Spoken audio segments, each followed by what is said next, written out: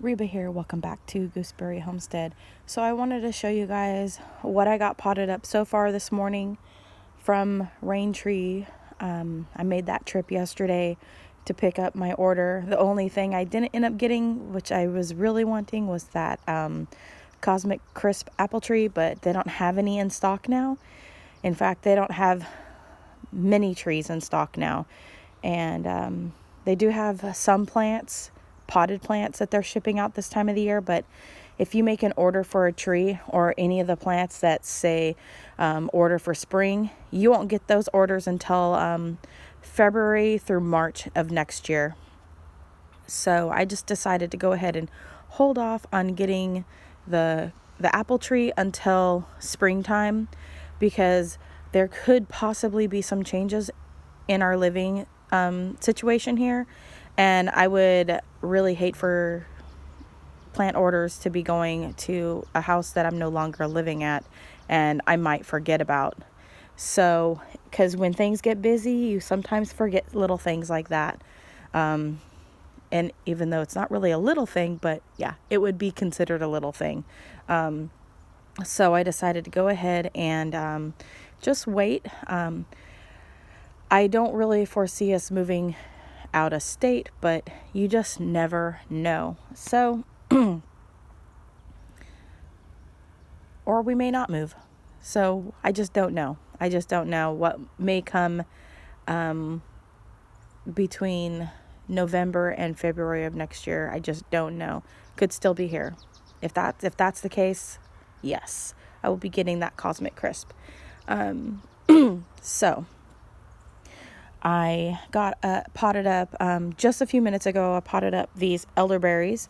And so I've got the Thundercloud, an Alesso. You guys have seen those in the past videos, and these are two new additions. Now they're really, really small. We don't have any fruit on them, and that's completely all right. So I will tell you what they are. So this one right here is a variegated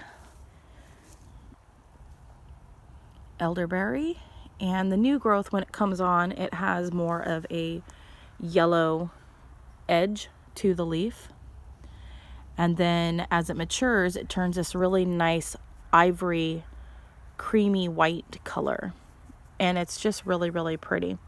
So I love variegated plants, and so I thought these would be a great addition to my elderberries. And then I will probably not keep these skinny limbs, because as you could see on my elderberry, I go for like a really nice thick branch when I'm container gardening. If I was just planting these in the yard for future growth, like in the ground, I probably wouldn't worry about that so much. But because I'm growing in a container pot, I really want the strongest and the best branches. And I like to grow at least one or more big, thick, strong branches like you see over here. I'll show you. Like right here, I've got a really strong branch right here, and I got another strong branch coming up this way. And then all the other stuff is branching off of it. Ooh, my lilies are getting ready to open up in the next week or so. Cool. So that's what I'm going for. And then I keep them all, pruned back after they have done their growing for the year. And then I prune them back just before fall, so that I can root the branches before winter sets in. And then I can have new plants that I can just sell off at the beginning of the year. So that's what's going to be taking place. As soon as the fruit has finished setting, I will be taking those cuttings, because that's the prime time. Do it while it's still warm in the summertime, so that you can get that heat to help get the roots to go. So, yeah. And then right here we have the other elderberry that I picked up. And this one is called, and the guy was having a hard time saying it, I think it's Proventula, Perulentia. I don't even know, you guys. Pulver, I don't know. I don't know. I said it really good. I was like saying it in my brain like a million times last night. I'm like, I'm going to get this right on camera. Nope. Pulverulenta elderberry. There we go. That's probably the closest to how it's supposed to be pronounced. Yeah, I was like practicing. I'm going to get this. I'm going to get this. Sorry, guys. I do my best. But this one is also in the variegated family. But they call this one a molted leaf. And you can see the ivory molting on the leaves.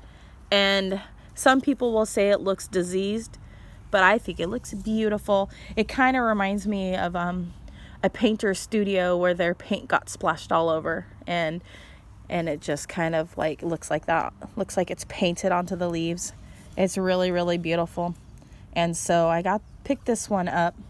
Now these ones are coming in not quite as molted looking, and I'm wondering, like, I've heard like if you've got some that the growth isn't like have that molted look, they say to like trim it off or something. I'm not sure if that goes with elderberries as well, but these lower leaves aren't as molted, but the higher ones are on this branch, so that's all good. So I'm just looking to see. I'm gonna have to do a little bit of pruning on them, just a little bit. I need to take off like the little green thing. They had a stake here to hold this branch up so it wouldn't break. It's not a great branch anyways. This branch will be coming off, and I'll probably make new plants with that branch. Same will go for this branch. I'll probably remove that branch on this variety. I'm gonna need to master that word. But anyways, I'll just call it a molted leaf elderberry. How about that? We'll stick to that. And then this one, they only have it labeled as a variegated, but I know that there's some other trademark names for the variegated elderberry. But Raintree is not selling theirs with that same name, but it looks almost identical. So I wouldn't be surprised if it is the same variegated elderberry, but because for some reason they're not putting that trademark name with it. So it's just a variegated. So we'll just leave it at that. All right, so primarily this video was for the elderberries, but I am also showing you guys some of the other things that I've got potted up. I still have to pot up some more of the items that I had purchased. So one of them being is this is one of the ones that I got for free. This is a fig tree, and I cleaned off the roots where it had been ripped out of the ground, and there looks like there might be some roots that are still livable at the bottom. So I've repotted it, and we still have a lot of green up here near the top on these branches here. So I'm very hopeful that this actually might make it, but if it doesn't, it's okay. I'm going to try my best to get it to come back to life. We got a branch down low next to the green section, and then up here. I don't know what variety of this fig tree is, so I might be bringing it indoors this winter just to protect it if it survives through the summer and puts on some green leaves. If it starts putting on green leaves, then I'm pretty sure that's a good indicator that it has survived this ordeal. But yeah, they just gave it to me because they were just going to toss it. So I had gotten another plant, and I'll show you. I have it put in with this tree right here. I don't believe that one was also given to me for free, not the tree, but this other item that's in the pot, like right on the edge here. That one didn't have any good looking roots, so I think that one's completely dead. And I think it was an elder or a oops, I'm stepping on the hose. I think it's a currant is what I'm thinking it is, a black currant. All right, so this one right here was in the tree thing. I need to like put a stake in here to stake it up. So it's kind of leaning to the side right now. But this one, okay, the roots were really damaged on this. This was the second. This was in their second bins. So the roots were very, very damaged on this. And on their seconds, they don't guarantee that the plants are going to survive. So you basically buy at caution. So anyways, yeah, so I had to cut a lot of the roots off, as you can see here. And the roots on this one were damaged from underneath somehow. So you could see the split there. And then this section was this part right here that was connected. And I cut that section of the roots off. And there was still some root area that I planted that has the white part of the roots showing. So I'm hoping that it'll be okay. And so it'll just reestablish with a new set of roots. So I just cut off the damaged section of the roots. And so hopefully everything will look good. This one is, we believe, because she said it was a jujube based on the leaf shape of the leaves on the tree here. And I found this lone jujube, a Lee jujube on jujube in the second bucket. So she said because of the color and the color matching the broken label that was on this jujube, she said that it was the same variety. And so that's what she believes. So the Lee jujube on jujube is a partially self-fertile. So I may not need to have a pollinator with this one. So we'll just have to wait and see. I wanted to give it a chance and see if I could get it to grow and get jujubes off of it. So I've heard of jujube, but I've never actually had one. So I thought it would be really neat. This is a really sad looking jujube.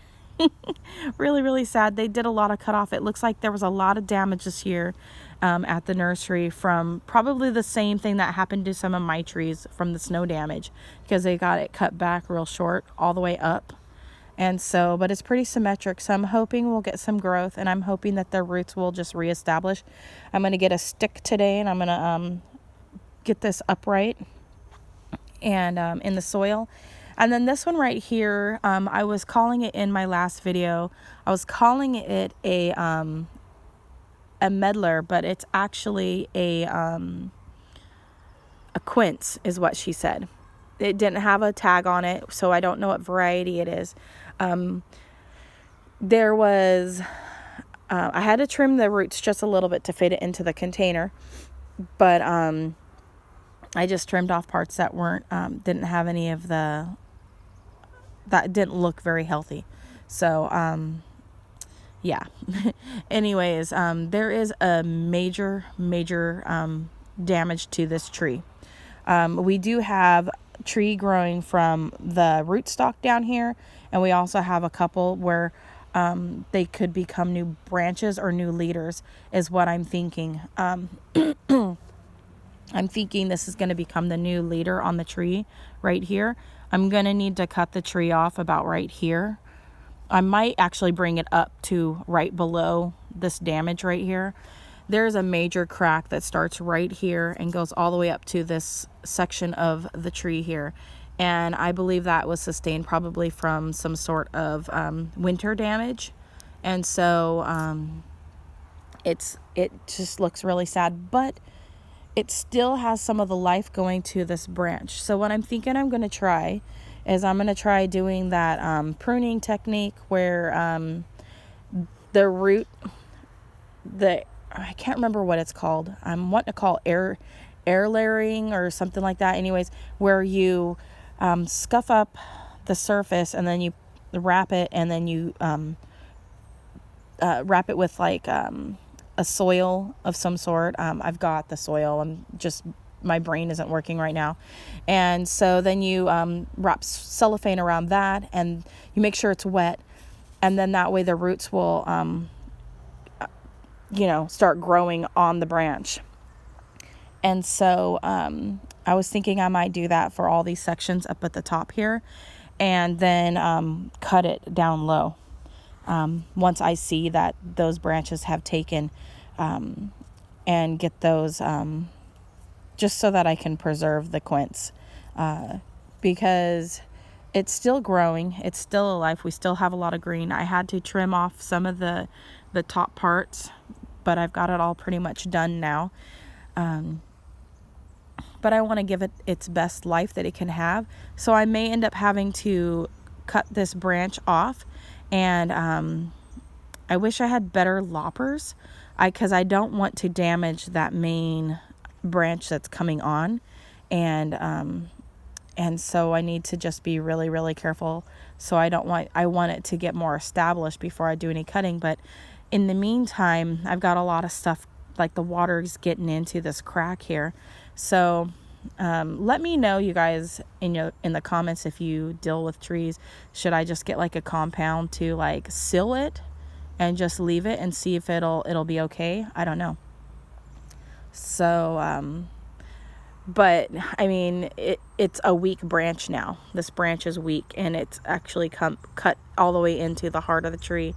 So I'm thinking cutting it out would be the best bet in the end result. And then just trying to get these branches to root and see what we can do with those. So I'll keep you updated on this. Don't know the variety of the quince though. So it'll just be a surprise. So yeah, so that's pretty much what I've gotten done so far this morning. I'm going to go ahead and get the pawpaws all established. I may end up seeing if I have, I